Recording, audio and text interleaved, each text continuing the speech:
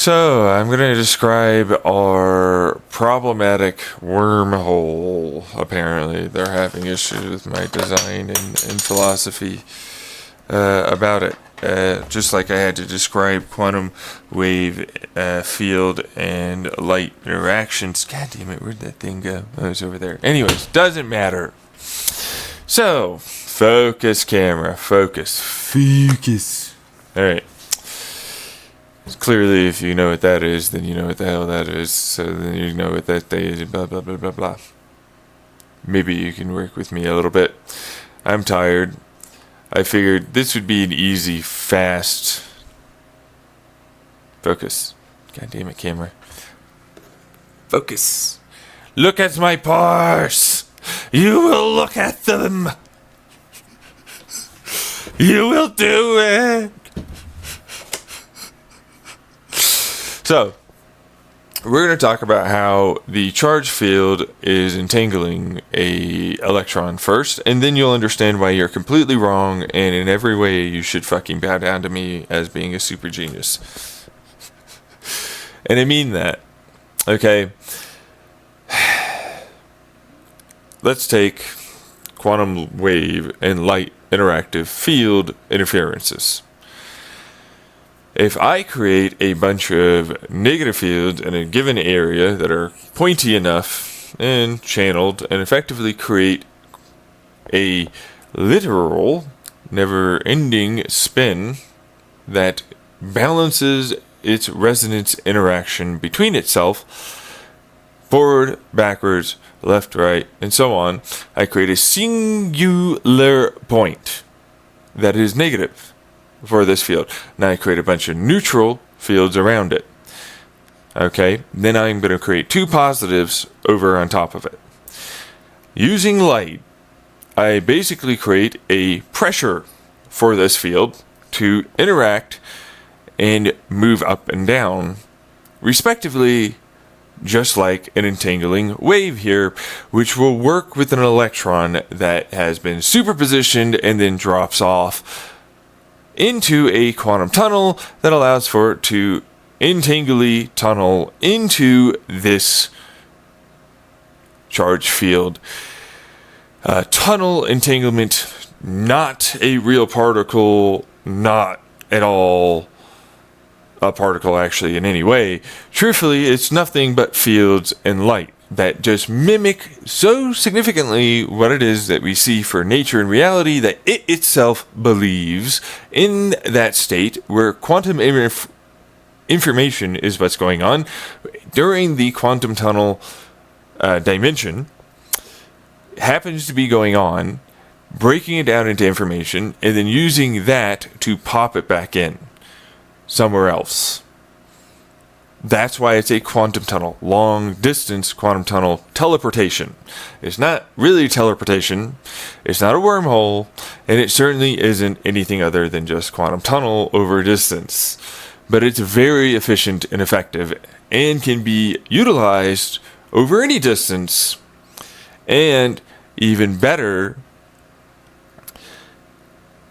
it's able to be hit with certain frequencies and fed through very quickly because we can always add an electrode and move the electron very rapidly away.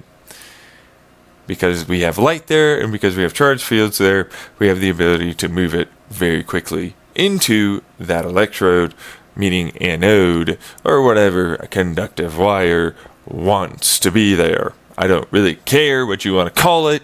It's a fucking conductive substance. It doesn't have to be a wire. It doesn't have to be a compound. It doesn't have to be an element. It can be anything. I don't care. Now, moving the hell on, because now you suddenly understand where the hell that works. Because apparently you didn't before. Which is why I feel like I shouldn't be talking to people that are layman's people. I should be talking to PhDs. Now, PhDs might be here at some point, but that doesn't mean they're a PhD in this. This is why this works. Moving on, though, to a bed now of these negative fields within a neutral field, which now has a bunch of positive fields.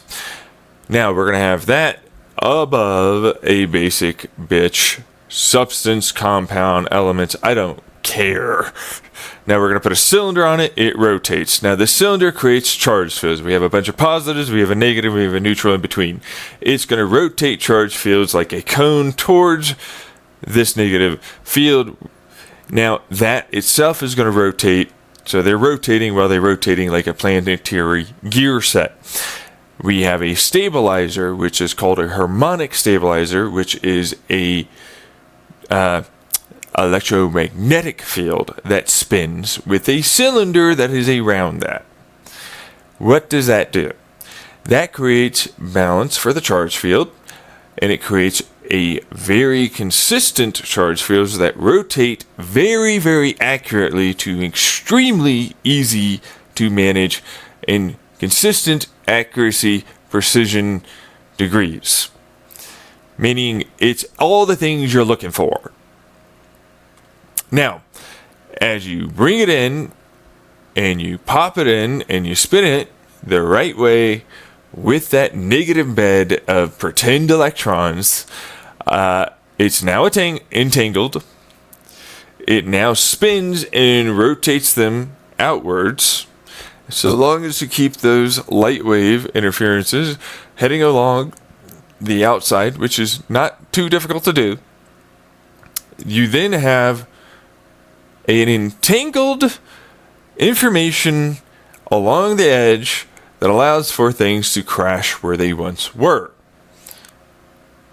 Now, as a result of that, that means you have a wormhole. You have a wormhole. It's entangled.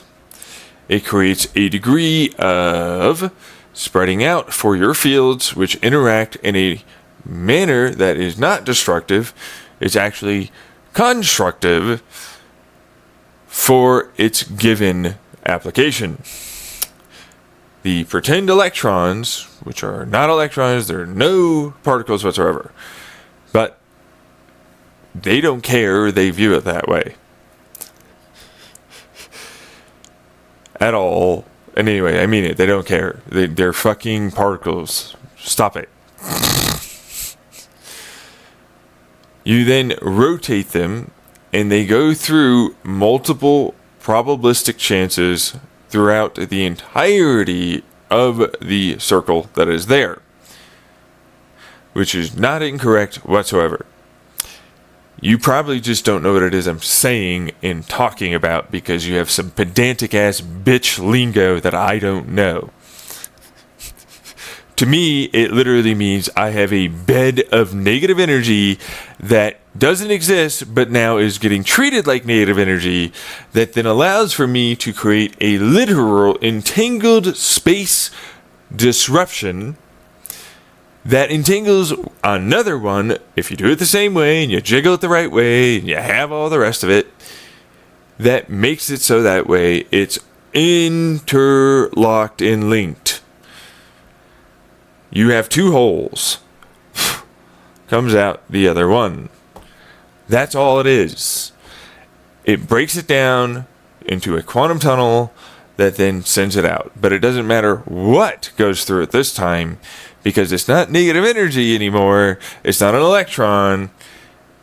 It's space. It got treated like that because of the charge fields that are rotating through it in the way you set it up. You need to understand why you, whatever you might be pretending to be, some PhD or something else that's trying to say something, if you're in the comments trying to do this, or maybe you watched it later that doesn't know actually much about this at all, but you sure can write a good game because you can look something up on fucking line or book and appear to be smart, but you're not. This is literally what quantum physics, not quantum theorists, have already done again in the lab. Not even just super recently. This is within the 2010s and 2000s. Alright? All the way back then. Yeah. which is a big reason why I'm like, we've had wormholes for a very long time. Why has no one done them? The reason, because people basically just didn't put pieces together because, hey, there's a lot of shit going on in your life. Also, usually to gain enough mastery in any PhD typically means you lose sight of the interconnected nature of all of the different physics around us and the different ways it can be used engineeringly wise to make genuine effects occur. And so many PhDs, while very intelligent, have very strong amounts of knowledge in one particular aspect, but are not broad enough, creative enough, and have the ability to understand all of these pieces and how they'll fit together. It takes years, decades to get this far. I've been at it since I was in my teens. That's why I'm here. Move on.